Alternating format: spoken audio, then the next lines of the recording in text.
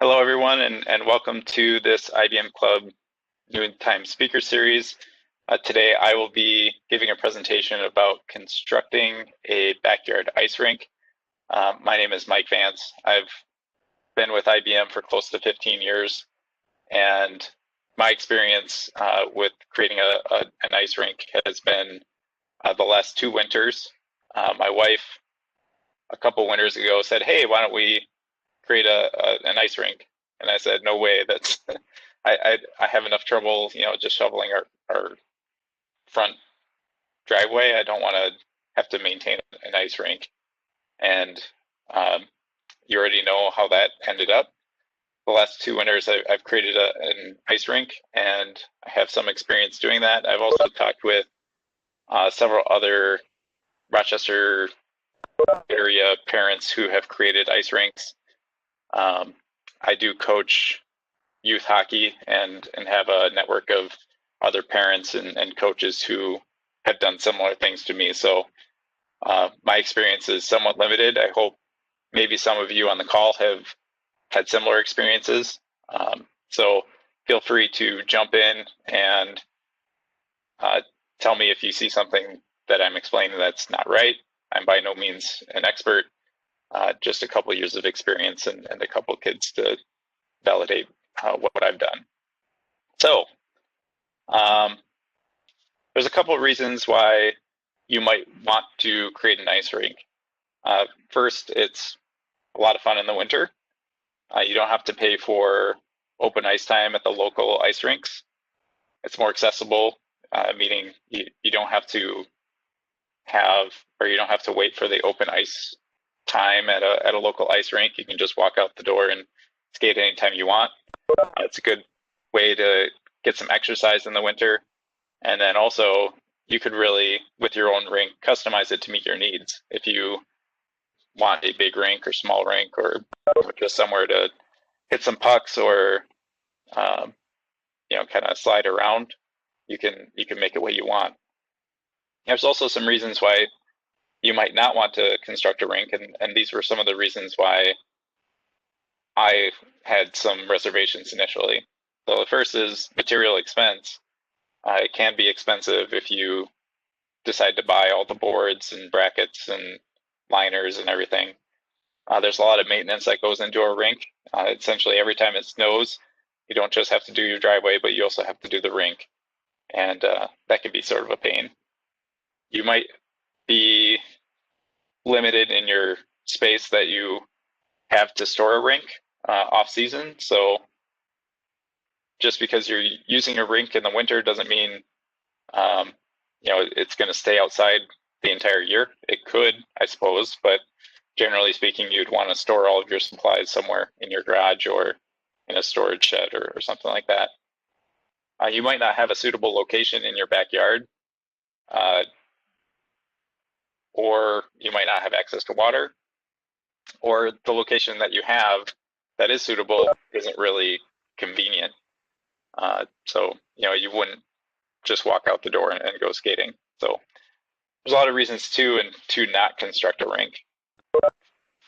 So before you begin, the first thing that you'd want to do is figure out where you would want to put the rink in your backyard, front yard, whatever, on your property. You'd have to ask yourself, is this a good place? Is it going to be convenient? Next, you would want to figure out how big your rink should be.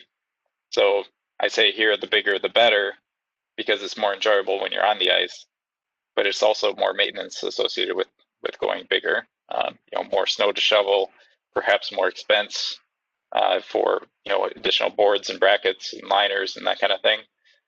The slope is a very big piece of whether you can or cannot build a backyard rink. If you have a backyard that slopes quite a bit, then you can imagine the water would be very shallow on one end and very deep on the other. The boards have to be at least as high as the water on the deep end. So you have to consider slope when you're building a backyard rink. And then access to water is, I'd say, not the most important thing, but an important consideration. If you don't have a hose spigot nearby, you can also, I've heard, I haven't tried, you can also have water trucks or fire departments come and fill your backyard ice rink for you. So that's another option. There are many different types of rinks, and you can go small, you can go big. So the next couple slides, I'm going to show just some pictures I found on the internet, some of my own pictures of ice rinks that I've seen. And what I'm trying to show here is that rinks can really go from very small and simple to very large, expensive, complex. It is what you make it. So in this case, what I see is a very simple backyard ice rink. As far as I can tell, there aren't any boards. You can create an ice rink without any material whatsoever. You can just compact the snow, fill it with water, and the water will freeze into a rink. When I was a kid growing up, my dad used to dam our ditch, which would cause our front yard to flood slightly, enough to just kind of skate on.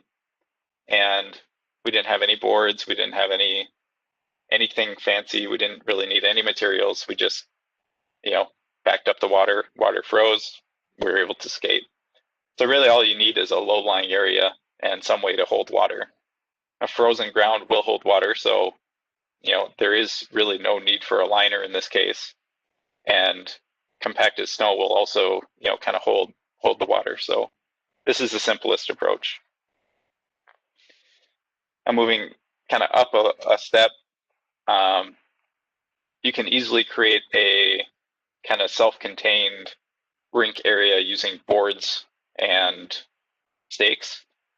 In this case, you see this person used just regular wooden stakes and pounded them into the ground, which held the boards up, and water pressure would hold the boards, laterally. So it's pretty simple solution. It looks like this person had a plastic liner, which then they lined and then probably cut off near the board so they didn't drape over. But this is I'd say the next step of a backyard ice rink. This is a picture of my backyard ice rink. So this is what I would say another step up. In this case, I'm using plastic Nice Rink supports. Nice Rink is a company that makes these plastic supports, and we'll talk about that in a few minutes. I'm using plywood boards, just little clips to hold on the liner. And then in this case, in this picture at least, I have a Nice Rink liner. And up here, I have 3 LED floodlights off of our deck that kind of light it at night, which you can see down here in the bottom right.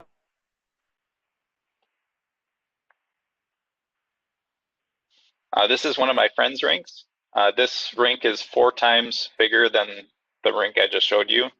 I'll go back a second. So this rink is 40 feet long by 20 feet wide. And I created this size because I was able to purchase a kit that came with all of these brackets and the liner together for a 20-foot by 40-foot rink. This rink is 40 feet wide and 80 feet long, so you could fit 4 of my rinks inside this one. This is my friend Mike Berman, who creates his rink. He lives off of 75th Street, and you can see he has a few other bells and whistles. He's using 2x4 supports and using long, I think, rebar stakes to hold those supports in. He has rounded corners. He has an access door to get in and out of the rink. On the top, you can see kind of glowing yellow. He's using some foam pool noodles as sort of a top board bumper. He's got overhead lighting that he bought, I believe, on Amazon. light the rink. And then additionally, I think he has rope lighting running the entire perimeter of the rink inside the foam to light it. And then also he's got backstop netting on either end of the rink.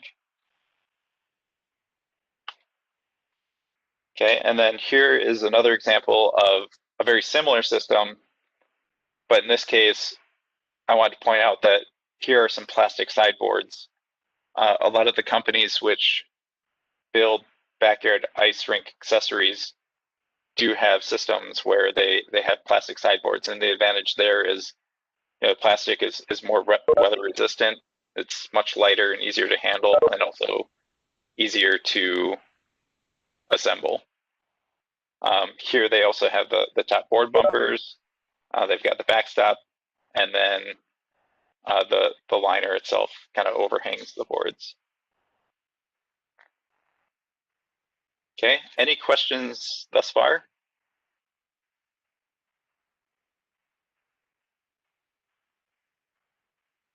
Okay. Moving on, I'm going to talk about some of the various components to an ice rink. The first, and I think probably the most important, maybe the most complex piece of building an ice rink is the support that you use for the boards, and what type of board you use perhaps also. You saw in the picture of my ice rink, I'm using the nice rink brackets. They come with a staked version where you pound them into the ground, or a flat version which you can use to build a rink on any kind of flat surface that doesn't need stakes. Example there would be, you know, cities building an ice rink on a tennis court, for example.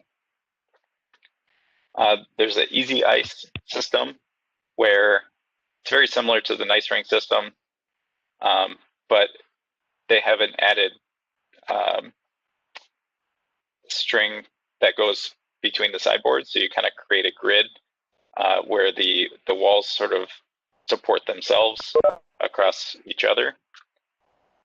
There's the more traditional, just create your own brackets using some lumber at your favorite local hardware store. And then there's an iron sleek company which creates metal brackets which pound into the ground just kind of straight down with a 90-degree black brace, and then you screw to the boards that way. For the nice rink and easy ice systems, they both have plastic board options, so they do sell those. And then for the nice rink and probably easy ice as well, they're also compatible with 3/4 inch plywood. So the boards that you choose really depend on what your slope is, how high you want the boards. In case if you want to play hockey and you want pucks flying up the boards, then you might want taller boards. If you just want to skate, then shorter boards might be easier, because as you shovel the rink, you won't have to lift the snow over the boards. Here are some comparisons of various materials people I've seen use as boards. So a 2x12 or a wide piece of lumber that's 8 foot, you know, you can get one of those for about $20. If you wanted to go with my approach, I've got 3/4 inch by 4 foot by 8 foot treated plywood, and I cut those lengthwise in half. So my boards are 2 feet tall. Another option is to cut these in thirds, so you have 16-inch boards around each side rather than 24-inch boards. And then another option is the plastic approach, which is more expensive, but also easier to manage and easier to build. What do you primarily use your rink for? And is 2 feet enough for, you know, hockey or shooting a puck around? Yeah, so let's go back here. So a 2 foot board, the reason you'd want a taller board primarily, in my opinion, is to deal with the slope of your backyard. So you can see along this back edge, I've got about 4 inches of ice over here. and across 20 feet, I've got maybe a foot of ice on this end of the ice rink. So I could have shorter boards along this edge or this line, and taller boards over here to contain the water. That's an option. If you are playing hockey, then taller boards are advantageous because you might flick a puck, and if you don't have taller boards, then the puck goes out of the rink and you have to go get it. If you're just skating around, I would suggest something shorter like this rink, where you can just step in and out very easily.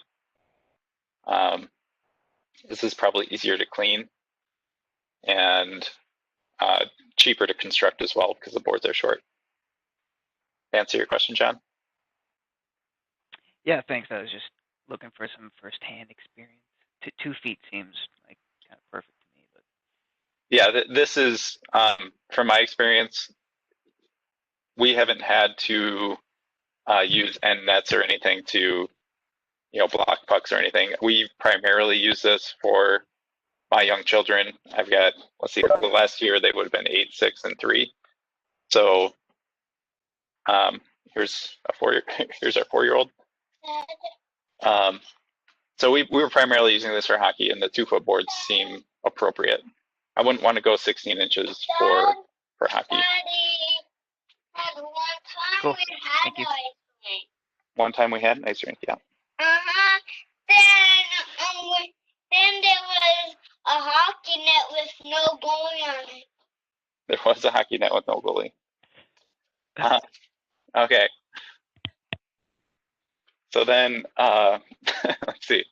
Back to boards. So I think it really depends on what you want to do. For me, 2 feet is appropriate for young children playing hockey.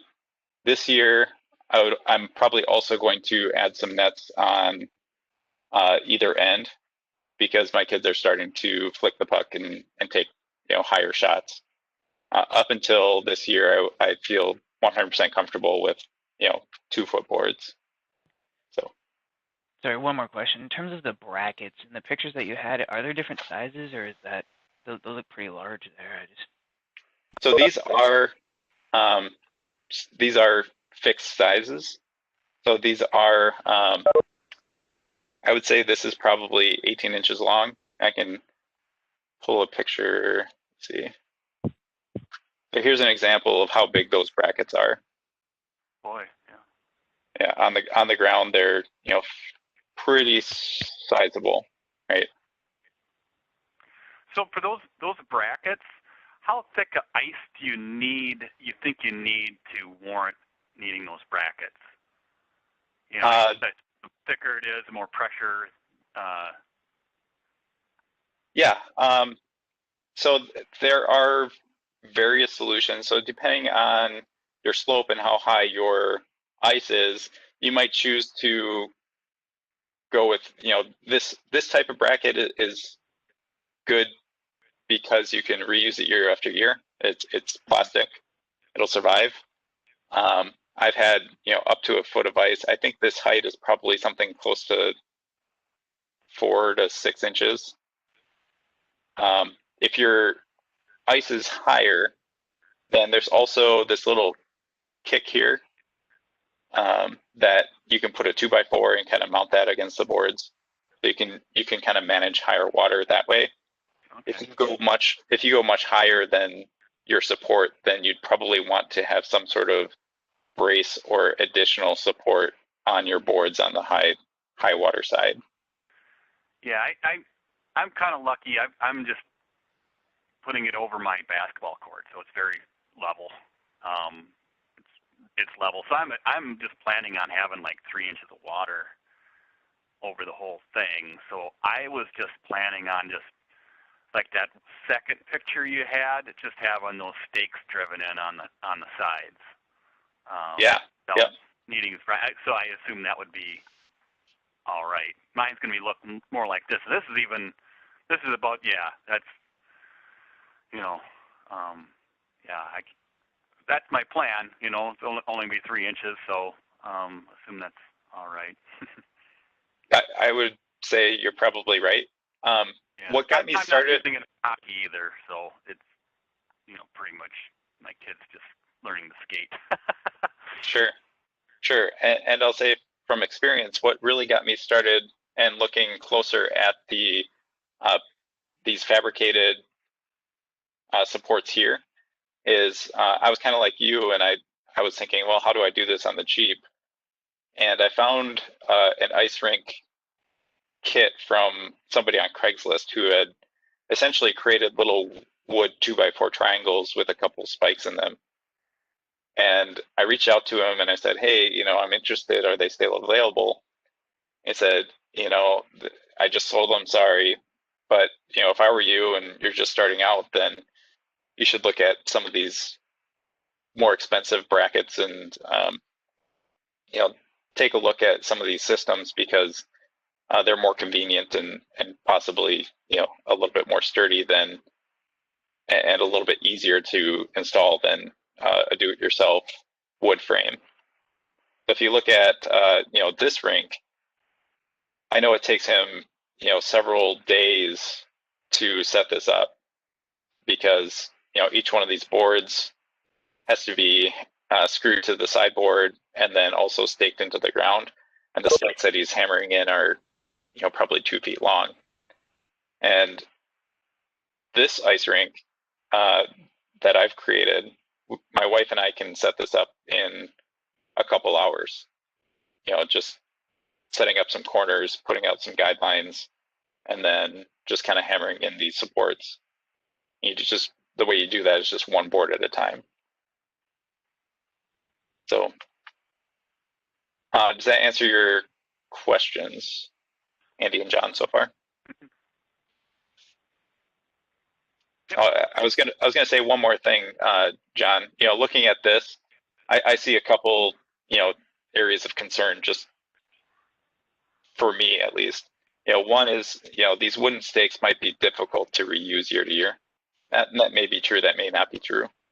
But winter is pretty harsh, and it might be difficult to reuse just straight wooden stakes like this. And then the other concern I had was the OSB sides.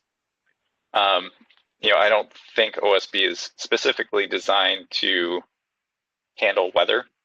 So you might have board problems or board rot over the course of, several seasons. Yeah, definitely. So yeah, I have questions about the water. I assume you would use something like Rochester City water. Do you have any experience using well water that might have iron or hardness in it? And then the second question, of course, is what do you use for a Zamboni? Yeah, sure. So for water, the way that I've done my rink is I am just using Rochester water. So we just, throw up like 3 or 4 hoses, and 3 hours later, it takes a while, but 3 hours later, we have a good 4-inch base at our lowest point, and it fills pretty nicely. This rink here was filled completely with well water, and it just takes them a long time. I don't think that there's any concern with any kind of iron in the water or anything like that. As long as it's water, it will generally freeze. So I would say no concerns of city water versus well water versus any other kind of sparkling water you want to fill your ice rink with. I will say, if you do have a well, you might want to talk to your neighbors and make sure that they understand what's going on, and maybe consider an alternative of having the fire department or somebody come and they're able to open a hydrant and just fill it much quicker and easier than managing hoses, especially if you have a super large rink like this. Good, thanks. Okay. Next, rink liners. So these can vary by size and thickness. And they're also available from many of the companies that make the brackets. So Nice Rink, you can buy the rink liner size that I was using for about $182. And if you get a thicker liner, then it's $285. Easy Ice is a very similar price. but the rumor and how I've seen most other people do this is to go to Fleet Farm and buy a farming silage sheet. And these prices here I got from Wingert Sales and Services. I talked to my friend Mike, who built that super large rink, and he said, hey, it's a third of or it's 1/3 cheaper than what he paid last year for essentially the same thing. And I took his word at it and went to Wingert this year to buy my liner. So one thing about liners, and I'll talk about this in a second, is you may or may not want to reuse your liner. And the reason you would not want to reuse your liner is because as you're shoveling, or as skates, pucks, sticks hit the liner, they get little nicks and cracks in the plastic. So the next year you tried to reuse the liner, you might have trouble filling it. And we experienced that last year when we created our rink. The first year we had this nice 30-foot by 40-foot liner, threw it down, and we actually had some pretty grand plans to reuse it. So what we did was we went out and bought some, let's see, I have to go back.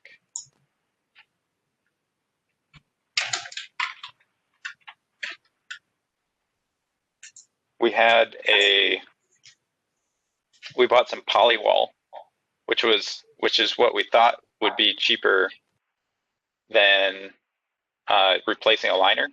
And we put the polywall, you can see some of the sheets I cut down here. We put the polywall all around the rink sides. Let's see, right here. You can kind of see how we did that. And what ended up happening was pucks hit the polywall and just cracked the polywall.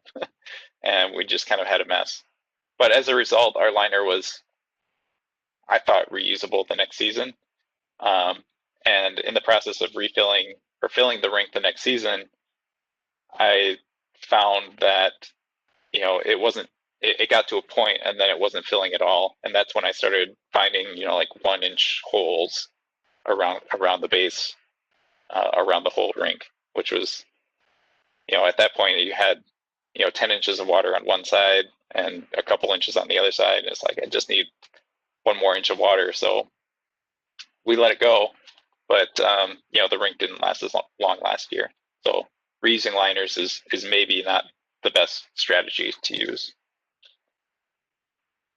And you can plan to spend $150 a season just to replace your liner.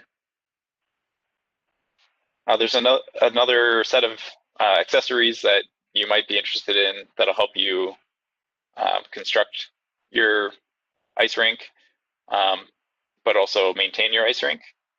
So first thing that we use is corner stakes, a guide string, and a long measuring tape to determine where the corners of our rink are. And you lay out the corners and then use the guide string to kind of make a straight line. I can probably talk through this in pictures better than I can in words. So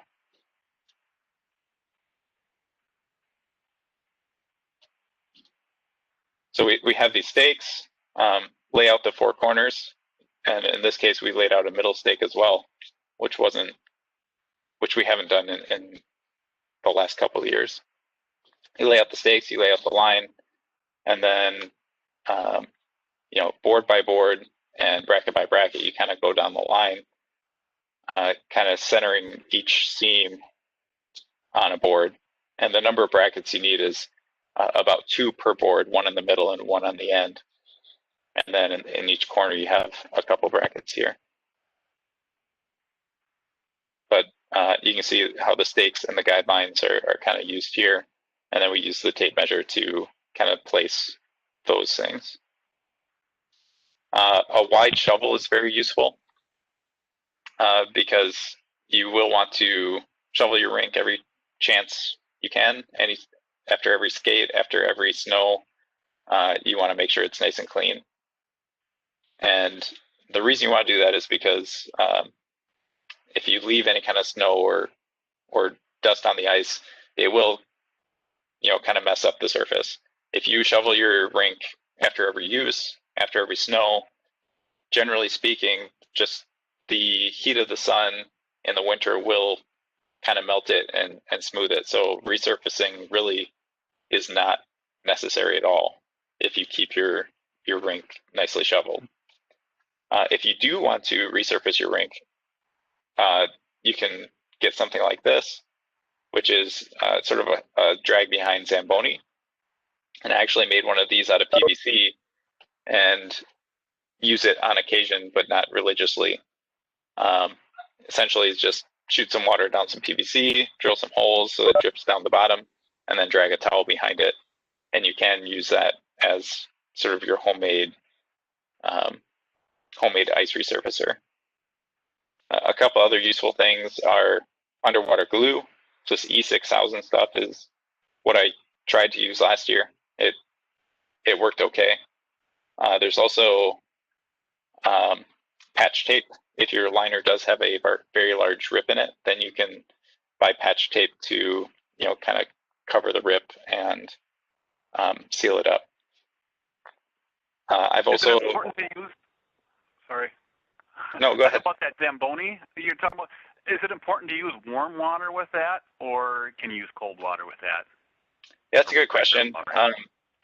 Yeah, I've always used warm water, so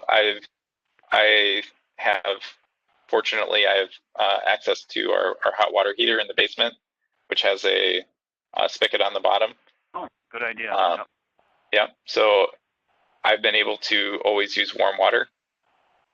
It's not, I wouldn't say it's that important to use warm water. Just any kind of water will, freeze flat, generally speaking. But the warm water will also sort of melt the gouges that might be in the ice. And I'll talk more about resurfacing in a second, because I've had mixed feelings and mixed results, trying to resurface my rink. The other thing that we bought last year after a couple seasons was a lightweight snowblower. We have our big snowblower in the front to really plow through the drive where the snowplow throws the ice and snow. But in the backyard, we didn't have any kind of snowblower, and it's kind of a pain, lifting a bunch of snow over the board. So we bought a small electric snowblower last year that I can easily lift over the boards and kind of move snow, not really throw it that well, but move snow towards one side at least and get it over the boards. That's another consideration, John, is as you're considering how high your boards should be. If you do have a snowblower or want to use a snowblower, then you would want boards that are low enough to be able to throw snow over it. Does the snowblower do any damage to the ice at all? No, it does not. Well, I should say, no, I have not ever damaged the ice using the snowblower. The snowblower I got looks a lot like this, and it's actually got a hard rubber flapper. Okay. If you had a more traditional snowblower with the metal teeth, then I would say you probably still will not damage the ice, because all the mechanisms don't really touch the ice. In fact, last year, just as another example,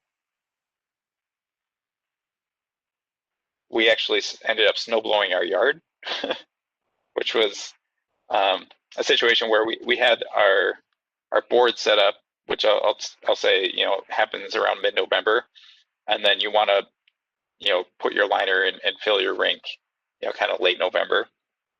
And in this case, it snowed like 4 inches before we were going to fill the ice. We decided to just take the snowblower out and shovel the inside of the rink so we wouldn't have an uneven surface there. I would say you're probably not going to damage the rink with a snowblower. And I know plenty of other rinks that use snowblowers without any problem. Okay. I think I talked about all these things. So lessons learned and rumors. So there have been a couple questions about, that good 3-inch base of ice, I would say, your first fill is the most important thing that you can do with your ice rink. There's been other, if you go on the internet and search about how to properly fill a rink, there are some people that say you should fill in layers. Some people that say you should, fill all at once and let it freeze. My experience is at first fill, you want to get as much ice as you possibly can. So I go 4 inches at the lowest spot, or at least I have the last couple of years. This year I might try to go 5 inches. And by going 4 inches, you should expect to lose maybe an inch, maybe 2 inches of ice over the course of a season, just by, you get your traditional thaws, and then you get the sun beating on one side of the rink. And by the end of the season, whatever your lowest ice level is the area that is going to have the worst impact with the sun. So 4 inches at least in my book, and I think this year I'm going to go more. But get that first fill, do it all at once, and then you don't have to worry about refilling throughout the year. And there are reasons that you might not want to, because if you do attempt to refill and reflood, ice floats. So what happens is you fill the rink up, and the ice has a tendency to just put more tension on the plastic liner and rips the liner. So I tried to do this last year.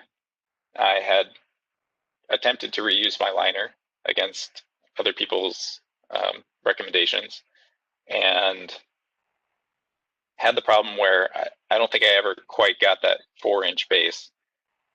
And we had, I can't remember which month it was, but we had a warm spell where ice along one of the boards was just, kind of cracking.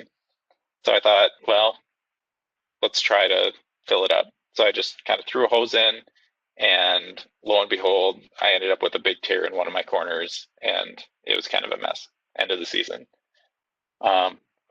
So that first fill is very important. Any big refill attempt, you do have to be aware that you might do more damage than good. I've already said several times, do not attempt to reuse your liner.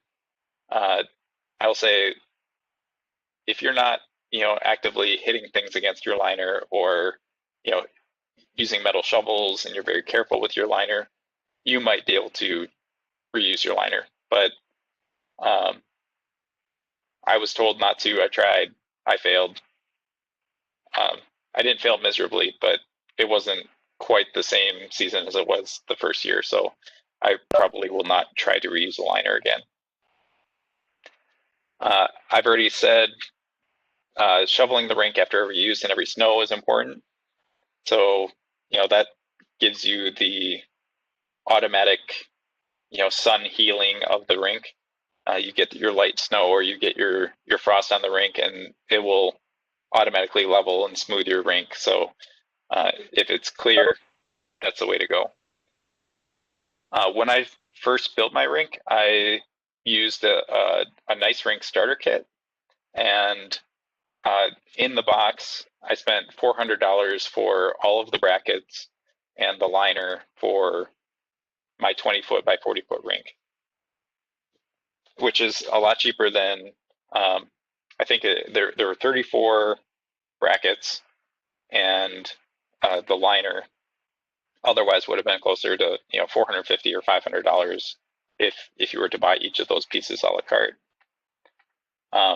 This year, I also decided to go bigger. So that 20-foot by 40-foot size was good for 8-year-olds and younger, but it started feeling cramped when 3 or 4 skaters were on the ice at the same time.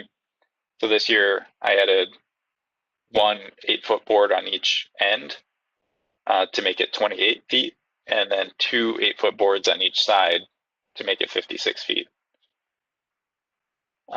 And then the other piece is, when to fill your rink and lay out your rink is important. My boards are up right now in Rochester. So my general rule of thumb is set up the board sometime mid-November, and then fill the rink sometime right around Thanksgiving or right after Thanksgiving. It's usually cold enough, and a deep freeze is good if we get below freezing and maintain below freezing temperatures. That's a good indication that you can start filling your rink. And the other thing is once you have that solid base of ice, it can be above freezing most of the day, and still below freezing after 5 o'clock or so, and those are still good skating days. Okay. With that, I wanted to leave enough time to take any kind of questions.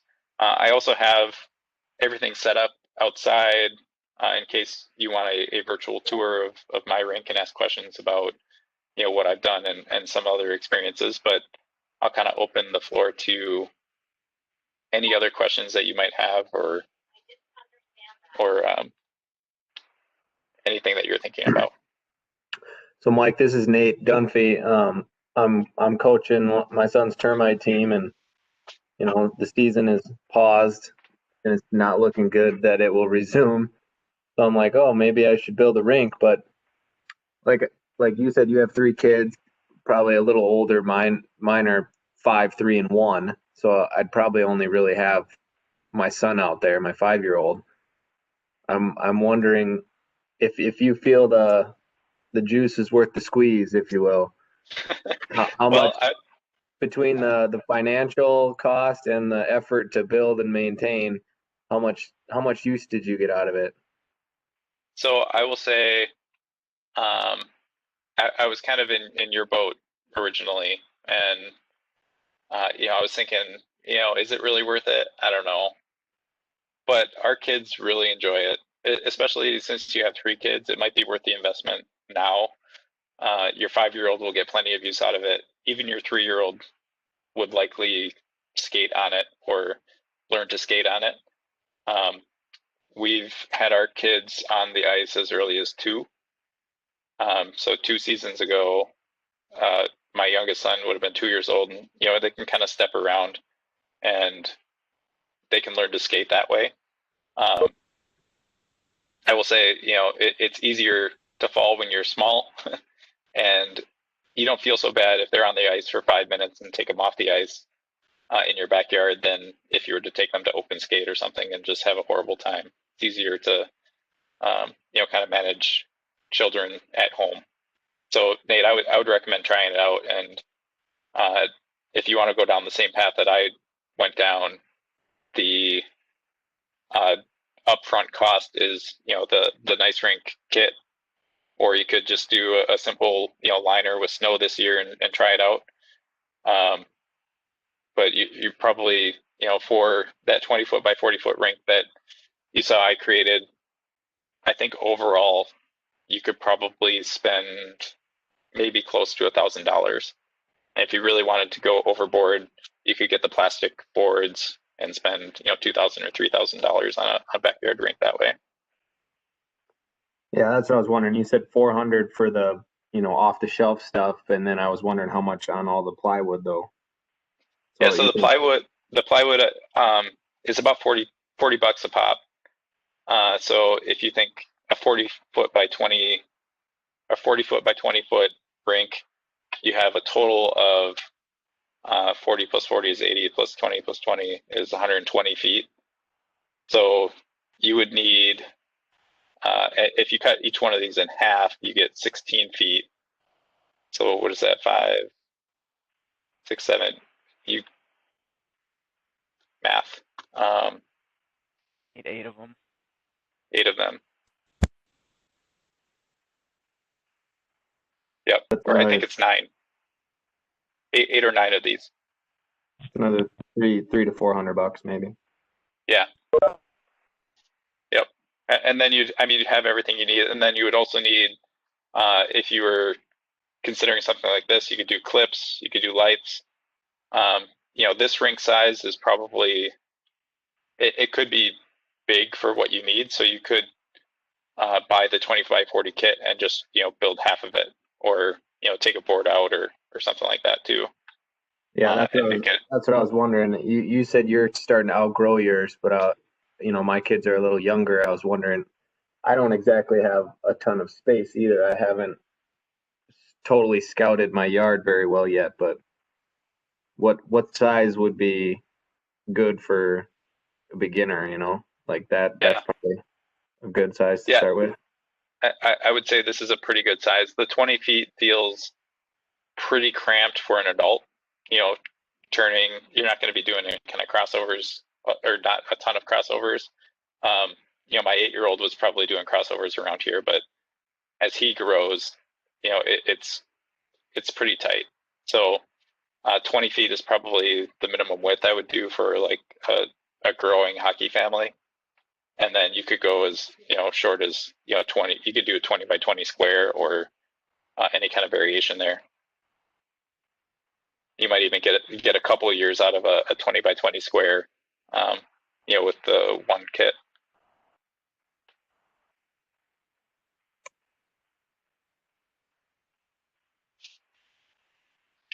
Well, what other questions do we have? I just like to throw out a suggestion. I did this years ago, and I got my liner from a place in Minnesota called Blue Lake Plastics, and I just checked, and they're still doing it. And you're going to get the same quality as that nice rink at a better price. And there's lots of different sizes available. So maybe you don't have to worry about if you go to the Fleet Farm or whatever, you might not get the size you need and have to do a lot of cutting. So that's a suggestion that worked for me when I did it before. Yeah, I just got mine from there as well. And I looked on their site, and they have a bunch, but if you want 40-foot width, they're out for the season. There's some different widths that are available that appears are back ordered. So yeah. I think with the news coming out this week, I know my buddy up in St. Cloud, who's a big hockey guy, he says everybody's ordering liners right now up there. So yeah, anything you want ice rink related, you probably want to get on that today. Mm-hmm. Hey, Mike. Yeah. Hey, this is John Eagle. You cautioned against trying to add more water or to fill it in stages, and I would be really tempted to do that, but you said you would damage the rink if you try that. Can you be more specific about what happens if you just try to add another inch or two or whatever of water? Or could you just top dress it with like an eighth of an inch of water at a time and let it freeze? Yep. So I've done that. I don't really have a good slide to show. I might have a slide showing what happened in 2019. I don't think I probably didn't take a picture of the rip in the liner, but essentially, John, what happens or what I've read can happen is if you try and add an inch of ice on top of 3 or 4 inches of ice, the water that you add to the rink has a tendency to fill in underneath the ice. So you'll pour it in, then it'll find cracks and get underneath the ice and cause the entire rink to float. And if you have any kind of ice that's near the boards, the ice that's up against the liner can kind of shift and have a tendency to just rip a hole in the liner as part of that process. Now, to Joe's point, like, can you add like just an inch or an eighth of an inch of water? The answer I have there is yes. I've taken a hose and at times the ice has gotten really bad, so just take a hose and do the hot water heater thing and attach it to the spigot and take it out and just kind of spray it down. When I've done that, I've gotten mixed results. Once I did it, and it had a tendency to create like a flow because the water was freezing to the ice faster than the water could kind of move around. So if you were to just take a hose and trickle it on ice, you'd end up with like a hump of ice because it would freeze and then it would just kind of layer over itself. The same is true if you try to, if you're not careful, if you just try to spray your rink down with a hose. So I would caution against both, or at least be very careful if you're thinking of refilling or trying to add a full inch of ice. If you're trying to just resurface, then that sprinkle approach will work. I've had other situations where I've sprinkled it thinking that I was going to get a really nice surface, and it was a time of the year where it was probably below freezing at night, but above freezing during the day. And after resurfacing it, it seemed like the top layer of ice that I sprayed on was just flaking off. It was the most bizarre thing.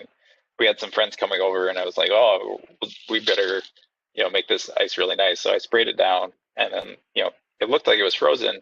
But then every time you would stop on it, it would just kind of chip off a very small layer of ice, which was annoying. So that first fill is is the most important thing, because then you have a base for the entire season. And if you can get 4 inches of ice, then that lasted me all of 2 seasons ago. I think I probably started with 3 inches of ice last year, and the recommendation is to have 3 inches of ice to skate on. So if you lose any ice throughout the season, that 3 inches to start is probably not enough. For next time, can we get one of the ice surfacing technicians from the rec center to come to this group? Yeah, we could. Just an idea. Yeah, that's not a bad idea. They have the skill that we don't have.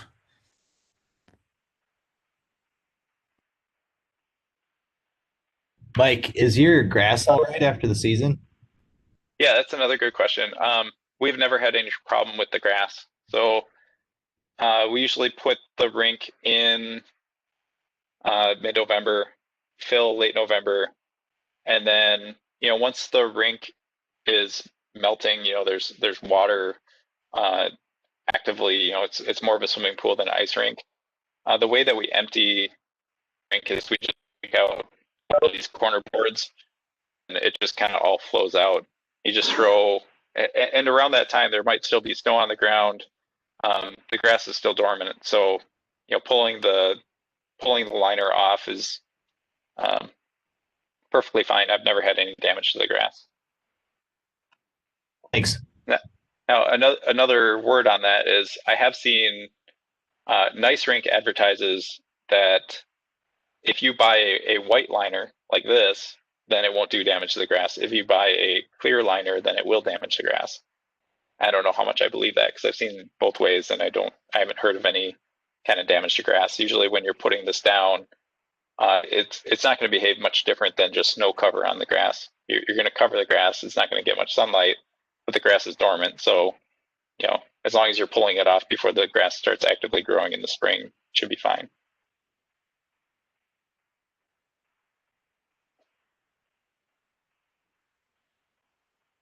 Okay, any last questions? Yeah, sorry, one more question. To secure the brackets there, looks like you screwed it in from the outside, but did you use bolts, or how do you ensure it doesn't stick into the tarp, right? Or is it just floating? So these brackets are somewhat self-supporting. So here you can see, this is before I've got any screws in the brackets whatsoever. The boards will stay in the brackets, but in cases where I've got a slight downhill, here's the high side, here's the low side, you can see this board is kind of bowing out a little bit. So what I've done, John, is I've taken little self-tapping screws and gone around the bottom here, like you can see here. So you use like 3/4 inch screws or something? And exactly, I use 3/4 inch screws, so they go into the wood, but they don't go past, they don't break through the wood. Gotcha. Yep, good question.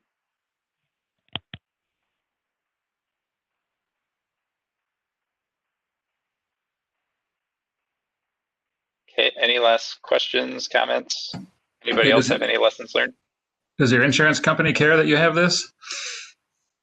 I don't know that my insurance company knows that I have this, but they also, I guess I haven't told them. I'm guessing they would not care, but I know other things like trampolines and something, swimming pools, they do care. I've not heard of any insurance problem having an ice rink.